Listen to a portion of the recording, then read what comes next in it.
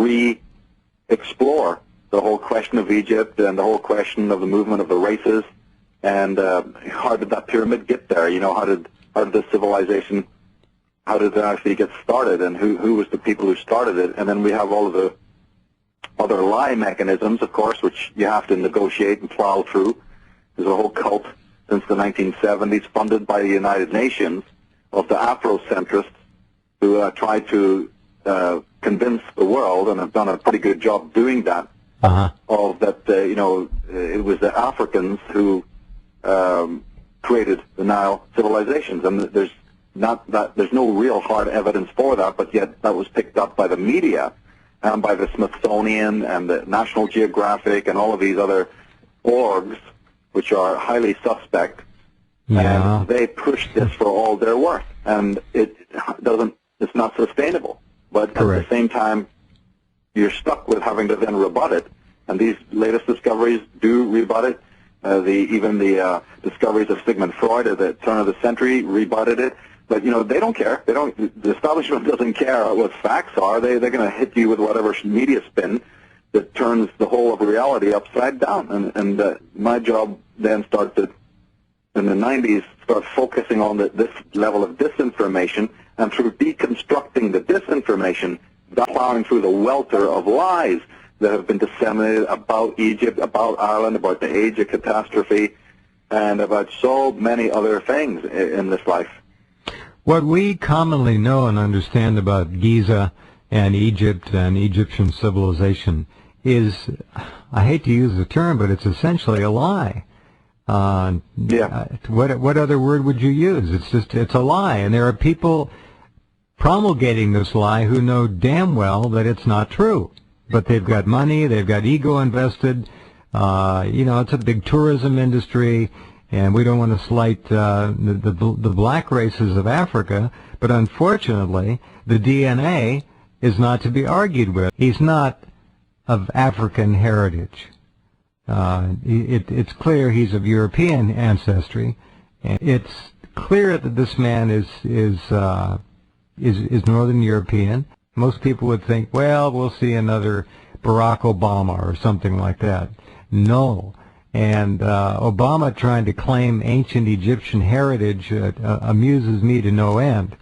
I forget which pharaoh he claims to look exactly like, but it all gets to be out of hand. Yeah, he was claiming to look like Amenhotep IV, who's known as Akhenaten. That's considered to be, that's Tutankhamun's father. So, you know, that could change, but the consensus is that Akhenaten was Tutankhamun's father, and Nefertiti was the mother of Tutankhamun. There's other scholars, of course, have different takes on this, but that is the general idea until new evidence comes forth to change that. And Nefertiti is a very important character because she has been the one, in fact, of that particular dynasty, that particular family, that many scholars through the hundreds of years have suspected was of Western ancestry. So to find out now through the most, you know, up-to-date science, DNA science, that in fact her son is directly, non-negotiably of Western ancestry, is a huge vindication, not only from my work, because I am probably the only scholar who has said that, because other scholars have tacitly admitted that there's some sort of connection between the East and the West. Right. But not a single other scholar that I know of, apart from the Commons Beaumont of the turn of the 1960s, and Conor McDowell and Anna Wilkes, the people that my books are dedicated to, other than them, and perhaps the American Ignatius Donnelly, have ever suggested that the actual kings of Sumeria, Babylon, and Syria, Assyria, and Egypt, and so on and so forth, including many of the characters mentioned in the Bible, by the way, actually came from the West. This has been stated, but all of those scholars are completely suppressed. My work is to carry on their legacy. Mm-hmm. But I must add again that the Nefertiti thing has always been a question mark, not only because of her facial features, but because her ancestry has been completely removed. All the books that are official say, oh, nothing's known about her, her family line isn't known. In other words, there's been a very big cover-up to make sure that nobody can track her back at all, apart from herself. And that, I believe that I smelled a rat with that, because that seemed to me that there was an obvious campaign to make sure that her ancestry would not be known. And so then now to find out, I repeat again, that now that the science, the genetic science shows that her son was of European ancestry, it is now a no-brainer that the 6 other daughters and the mother and potentially even the father, that's Akhenaten, were of the same Western descent or heritage. Yeah, we did get right to the point where you were making it quite clear that the sisters and the husband were probably also of Western European extraction, and that's clear. There is, again, an awful lot. If you just do a simple search for King Tut in any search engine and look for images, you will find pictures of him, and there's just no question about it. I mean, the man is not of African DNA descent. Let's not take anything away from the African cultures, and they've made their contributions. But ancient Egypt is a construct of people who have scrubbed the historical records and made damn sure that we don't have access, and thanks to Michael we do now, to the concepts that are crucial in understanding what really went on in ancient Egypt with those pyramids.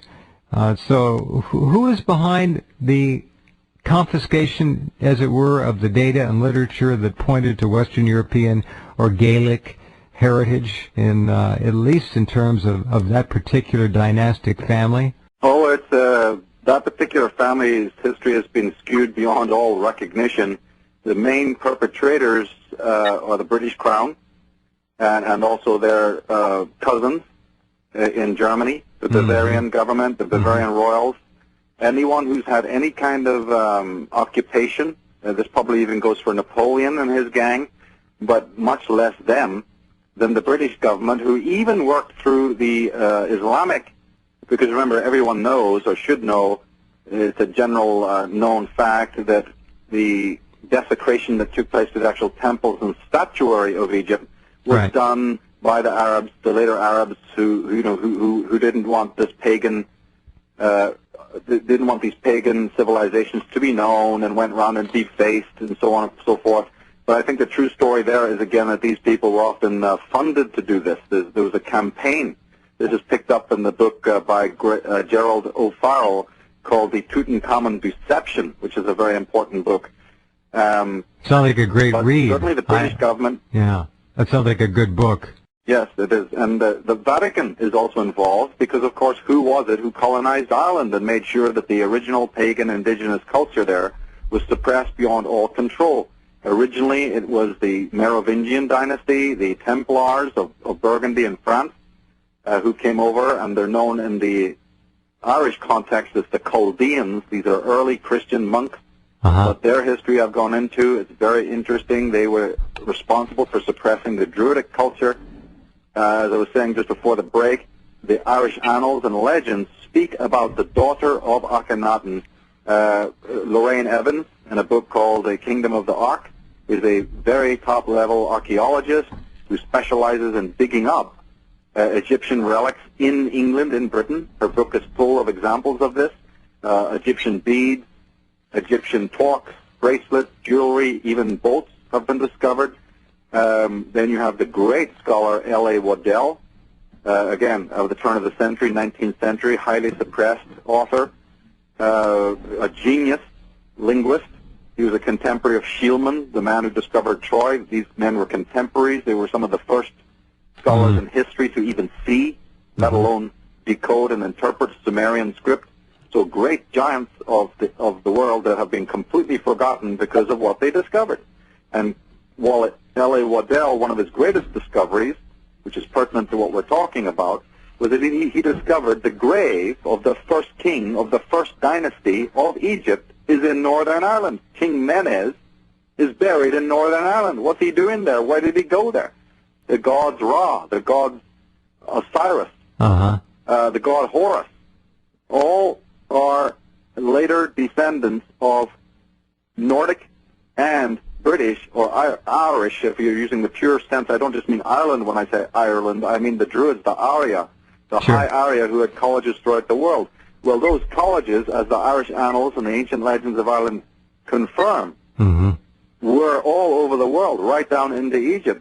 But the legends have always been taken for legends, and the myths have always been taken for myths. Why? Because those are talismanic words. You put the word legend on something and people dismiss it. This is much more deep than just finding cocaine in the tombs of the mummies, or pictures of elephants in South America and parrot feathers in Egypt and all of this other stuff that's come up anecdotally over the years. This is absolute vindication for those people who said, no, it's not just that these people visited or being thrown out, like you asked earlier, moved westward in a vain attempt to find a new home. No, this shows that their origin originally, not visitation, but their ancestry came from the West in a direct west to east movement. That blows the whole thing wide open. And I'm glad you put the pictures up, because remember, Zahi Hawass adamantly refused to release this information when it came out. It's not official. This was leaked by people on the team and from behind the scenes silently.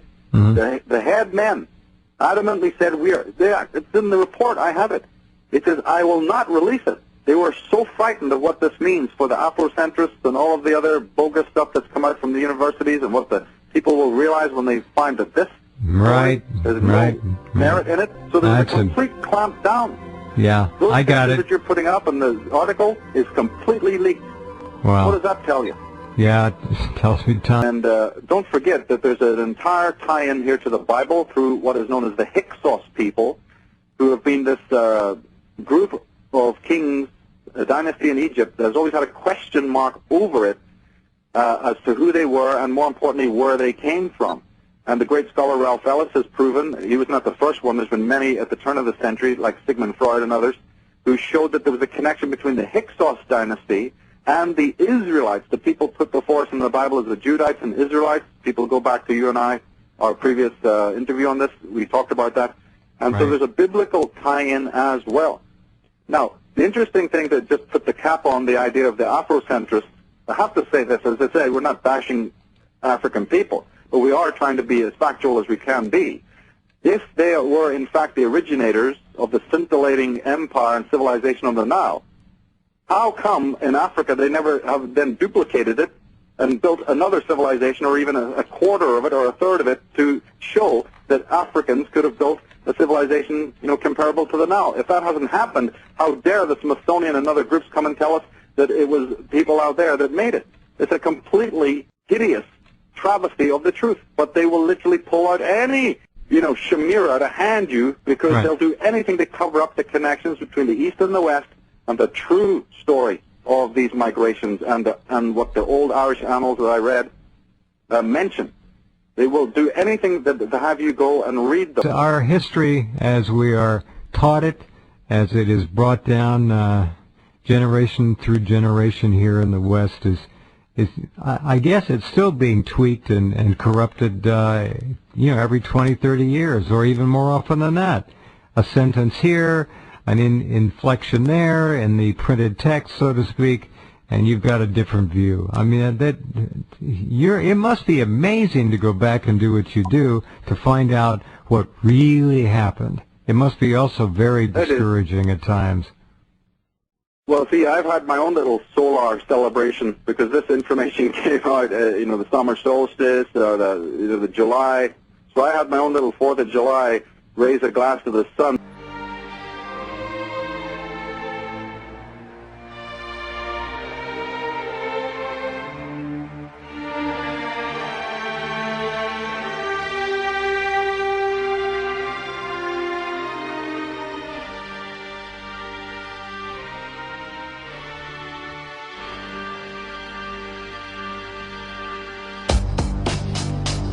You